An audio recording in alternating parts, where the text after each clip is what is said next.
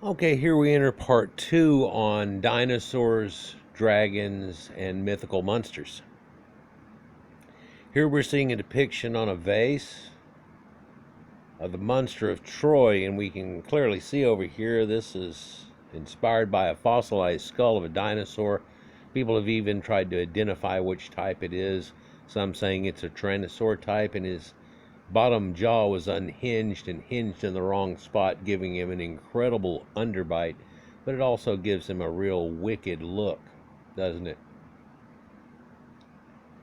Makes you wonder why they're shooting arrows at a dead skull in the first place, somewhat. That also makes sense and makes a connection. Let's look at a few more of these ideals, some of which are from faraway lands and really can't be so verified. And the people that went to those lands in the ancient Silk Road, before that Silk Road ever existed, were told these tales. And it was really meant to keep people out, and in a lot of ways to scare them. The tale of Griffins is really the tale of brigands and people that will take you out if you go down the Silk Road and don't have enough people with you to protect you, or a protection force. Far beyond the land of the Scythians, it was said, there's a creature in the mountains and in the passes that lead to India. They hoard gold and dig constantly for it. This is a people and not a creature. This is mining and not some beast that's loose and rampant. And it was said that these people that live near there, which you can recognize by dress, are the Tarkarians, were a one-eye or a third-eyed people, which goes along with later Buddhism and so on we've looked into. So they're kind of a Cyclopean people, but shown here they clearly have two regular eyes and don't even show one in the third, where they're being attacked by a griffin, or a crested griffin in this account. The tale goes that during moonless nights, so as not to be seen off of any glint or anything, these people would darken themselves and then go to where these nests were and try to steal the gold and get away. And if anyone was ever seen whatsoever, he was never seen again. This again is about a tale of brigands, highwaymen, people attacking you when you tried to go through passes like this. Whenever we look up the ancient mythologies and stuff, it comes from the Altai Mountains and mountain ranges, and leading even into Tibet, which is over India right there. And so it's a connective, but these common people held that. And of course we've looked at these Scythians and these Proto-Indo-Europeans and how they had this symbology in all of their gold work and such. But in this mountain right here, as it erodes away, quite often are found skeletons of this creature that's right here, and it's a ceratopsid.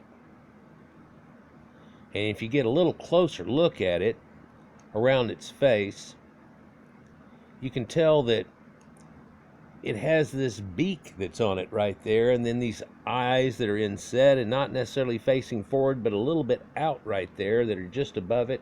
And that beak even has a little notched nostril into it, and the hooked tip to it, and the bottom jaw has a hooked undercarriage, and it looks very much like a parakeet, or a parrot, or a falcon, or an eagle, or a hawk.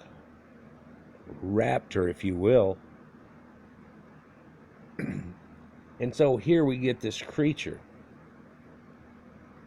Now at the same time, people over here are venerating special birds, very much so. Buzzard's one of the specialties.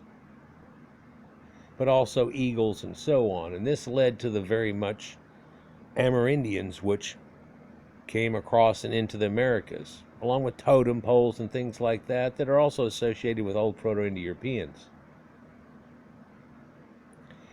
There's a tale where you took a guy in a box and you would bait him and bait them away. In some tales, they would bait them away from their nest, and then these people would try to grab it and go away, and you baited him from this guy or this type situation. Others have looked at this and said what this is a dead man in a box or on a dais, and these are the birds of heaven, more often than not buzzards or vultures. This is why that's hooked up with it, and why the sun disk of the Sumerians and the Egyptians have that effect, along with the uraeus on their head, looking for this afterlife concept. No, it's not a phoenix, this is a griffin. But in the effect where they would come down in light and try to eat these things, they would take sticks, what we call throwing sticks or hunting sticks, and try to hit the birds and knock them down and knock some feathers off of them. If you've ever dealt with buzzards, you could probably shoot them with a shotgun and it would not take any feathers off of them, or not much. They would try to catch them, but instead of catching them and killing them and plucking every feather out of them and doing things like what started to be happening later, making up headdresses and so on, they would only take a few feathers and then let them go. There was some type of veneration and idea in it. And the picture I've just given you doesn't look anything at all like a griffin, but it is part of the mythology that made up it. And these one-eyed people are associated with it, but as I showed you before, even in their vases, when they had talked about them, they weren't one-eyed people. The Titans of old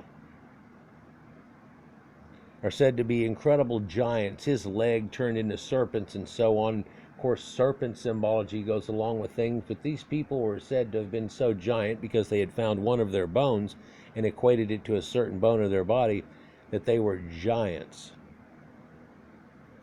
They climbed Mount Olympus and did all these things. Well, that Greek area is full of dinosaur archaeology, and if you go to find it, you're going to find a lot of leg bones that if you were to put together and try to say, hey, this is from a person or a humanoid, instead of something like a giant mammoth, then you would get different ideas. This is how the giants of the Cyclops are found also. Many people have realized that a bone like that makes no sense to anybody whatsoever, but in a modern time we understand exactly what this is. It says this isn't a Greek, but this is a mammoth bone, mastodon if you will, or one of those, and you can tell that just that bone, which would be this little leg bone right here, would be some over 40-foot tall man if it was to be the leg of a titan. It's in a Greek pit where he's finding this. It's not uncommon. It was a lot less uncommon when the Greeks started finding them and putting them in all the temples and touting them as being that. And again, you can see how they had the idea, and they were steadfast with the idea for a long time. People wonder how it is possible that the Greeks, with all of their knowledge that they had, could have possibly come up with the idea of these giants and these things. Well, they had the bones. And so something mythological became evident in that way.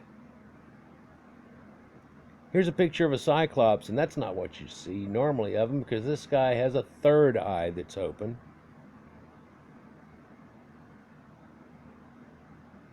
So it seems much different, but these were supposed to be giants and shepherds and so on like that, right? The Cyclops, but they've found, due to insular dwarfism, there is this dwarf elephant, and given the look of the dwarf elephant, especially head on here, although he has tusks, some of them not have tusks that are as big as this, But looking at him head on here, you would think that he has one eye. When I was told this at first, I'd say it looked like two eyes squinched all close together like a gangster in some Bugs Bunny cartoon. But yeah, I could see it. And the idea that it's not really the eyes that are on the outside sockets over here could make much more sense of it. Especially whenever you figure out the tail from the island where they went from and so on has to do with it. And then Bing, it kind of looks a little more evident. Some of these pictures of these Cyclops don't have that three-eye, third eye type thing going on. There's just one in the middle like this showing you that's the connection there. But there are definitely other depictions of it which show you something that's a little bit more esoteric, like this, where the man has a third eye in the middle of his forehead. We've never found any skull whatsoever that has this effect. But if you're into esoteric knowledge, you know what this means. And you can see this man actually still has eyes. And when he closes his eyes in deep thought, his third eye is opened. When he's asleep, he has dreams, which also opens his third eye. How does that work? Well, the pineal gland controls melatonin. This isn't melanin of the skin, it's melatonin. It actually regulates your sleep cycles and things like that. And of course, when we sleep, we come close to death. All those ideas, just like when you sneeze, and so you have this ideal that goes along with it. But these cyclopean type people, you see looking here, where also there are other depictions where it really looks like a blacksmith, and the reason they only had one eye is the other one's closed over with a patch to protect it in some way, that he keeps looking into the fire and back and forth, like pirates using them. So whenever they're sitting around a fire and then they try to look in the distance and see if they see any ships or land, they're able to see them. That eye patch that you saw that all the pirates had generally had a good eye behind it, and it was usually their better eye for distance. Any of their little telescopes weren't binoculars. They were actually one single scope working off that good eye. So hope I've shown you in these two little vids that we put together here some examples of showing you how that some of that giantism is the fact that there were Cro-Magnons well over 7 foot, along with people at the time who were 5'4". Some of that's been taken due to facts like this and taken into some mythologies and then used later, like in European mythologies where there's giants. And then when the two people come together as one, together they have a mythology that they've embraced, that they got together and they kicked their asses. When you look back at the starting of it, that's the people's asses that they were before, but when they came together, they kicked their ass. Where are they now? They're gone. We kicked their asses. Here's a bone to show you it's pretty damn big, huh? That's a mammoth bone.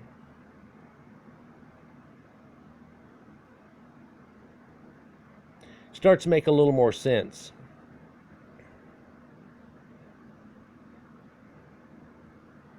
Let me know what you think down in the comments.